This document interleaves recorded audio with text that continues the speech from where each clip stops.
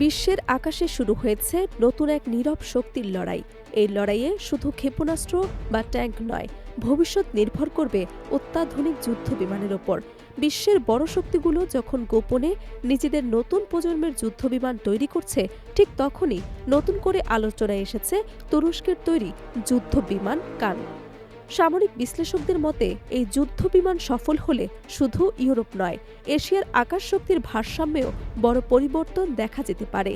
কারণ এটি শুধু একটি যুদ্ধবিমান নয়, ভবিষ্যতের সমন্বিত যুদ্ধ ব্যবস্থার কেন্দ্র হিসেবে তৈরি করা হচ্ছে। তুরস্কের এই প্রকল্পের আনুষ্ঠানিক নাম TAITF কান। শুরুতেই এটি পঞ্চম প্রজন্মের যুদ্ধবিমান হিসেবে পরিকল্পনা করা হলেও পরে এতে ষষ্ঠ প্রজন্মের ক্ষমতা যুক্ত করার ঘোষণা দেয় আঙ্কারা। বিমানটিতে ব্যবহার করা হচ্ছে উন্নত গোপন চলাচল প্রযুক্তি, অত্যাধুনিক সেন্সর ব্যবস্থা, কৃত্রিম বুদ্ধিমত্তা নির্ভর যুদ্ধ নিয়ন্ত্রণ এবং মানুষ চালিত ও মানুষবিহীন উড়োজাহাজ একসঙ্গে পরিচালনার ব্যবস্থা। বিশেষজ্ঞদের মতে ভবিষ্যতের যুদ্ধে একক যুদ্ধবিমান নয়, বরং একটি সম্পূর্ণ সংযুক্ত যুদ্ধ ব্যবস্থা বিজয় নির্ধারণ করবে এবং সেই ধারণা থেকে তৈরি করা হচ্ছে কান। এটি প্রতিযোগিতায় শুধু তুরস্ক নয়, বিশ্বের বড় শক্তিগুলো এগিয়ে চলেছে নিজেদের পরিকল্পনা নিয়ে। যুক্তরাষ্ট্র তাদের নতুন প্রজন্মের আকাশ আধিপত্য কর্মসূচি নিয়ে কাজ করছে। ইউরোপে আবার দুটি বড় প্রকল্প আলাদা পথে এগোচ্ছে। ফ্রান্স, জার্মানি ও স্পেন যৌথভাবে ভবিষ্যতের যুদ্ধবিমান তৈরির কাজে যুক্ত হয়েছে।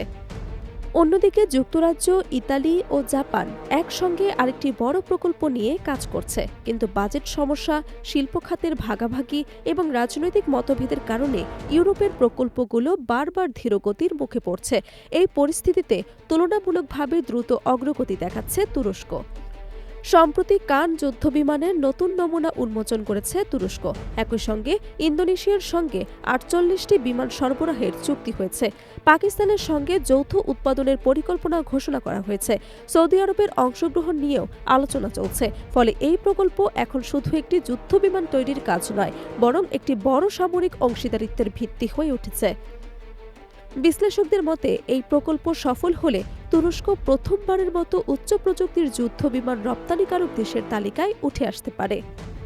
কান যুদ্ধবিমানের সবচেয়ে বড় বিশেষত্ব হচ্ছে এটি একা যুদ্ধ করার জন্য তৈরি করা হয়নি। তুরস্ক একই সঙ্গে তৈরি করেছে নতুন প্রজন্মের মানুষবিহীন যুদ্ধজাহাজ কিজিল এলমা, যাকে এই যুদ্ধবিমানের সঙ্গে সমন্বয় করে কাজ করার জন্য তৈরি করা হচ্ছে। অর্থাৎ ভবিষ্যতের আকাশযুদ্ধে মানুষচালিত যুদ্ধবিমানের পাশে থাকবে ড্রোন সহযোদ্ধা। এতে যুদ্ধের গতি বাড়বে, ঝুঁকি কমবে এবং শত্রুকে বিভ্রান্ত করার সুযোগ তৈরি হবে। তুরস্কের ড্রোন শিল্প ইতোমধ্যেই বিশ্বের দৃষ্টি আকর্ষণ করেছে। বিশেষ করে তাদের তৈরি TB2 ড্রোন বিভিন্ন সংঘাতে কার্যকারিতা দেখিয়ে আন্তর্জাতিক স্বীকৃতি পেয়েছে। সেই অভিজ্ঞতা এখন কান প্রকল্পে আত্মবিশ্বাস যোগাচ্ছে। তুরস্ক এখন শুধু নিজের প্রয়োজনের জন্য নয়, বিশ্ববাজারের বিক্রির জন্য সামরিক প্রযুক্তি তৈরি করছে। তবে সামনে বড় চ্যালেঞ্জও রয়েছে। সবচেয়ে বড় সমস্যা নিজস্ব ইঞ্জিন তৈরি করা। পুরো দেশীয় ইঞ্জিন তৈরি না হওয়া পর্যন্ত তুরস্কে বিদেশি প্রযুক্তির ওপর নির্ভর করতে হবে। এছাড়া ইউরোপ ও আমেরিকার বড় প্রতিরক্ষা কোম্পানির তুলনায় তুরস্কের শিল্পগোষ্ঠী এখনও ছোট। তবু ধারাবাহিক উন্নয়ন, নতুন প্রযুক্তি এবং নতুন চুক্তি এবং সর্বশেষ আন্তর্জাতিক আগ্রহ দেখিয়ে দিচ্ছে এই প্রকল্প শুধু ঘোষণায় সীমাবদ্ধ নেই। ষষ্ঠ প্রজন্মের যুদ্ধবিমান নিয়ে প্রতিযোগিতা এখন শুধু প্রযুক্তির লড়াই নয়, এটি রাজনৈতিক স্থিতিশীলতা, শিল্পশক্তি এবং দীর্ঘমেয়াদী জোটেরও পরীক্ষা। এই পরীক্ষায় কান কতটা সফল হবে তা সময় বলে দেবে। তবে একটি বিষয় স্পষ্ট, এশিয়ার আকাশ শক্তির ভবিষ্যৎ নিয়ে নতুন হিসেব ইতোমধ্যেই শুরু হয়ে গেছে।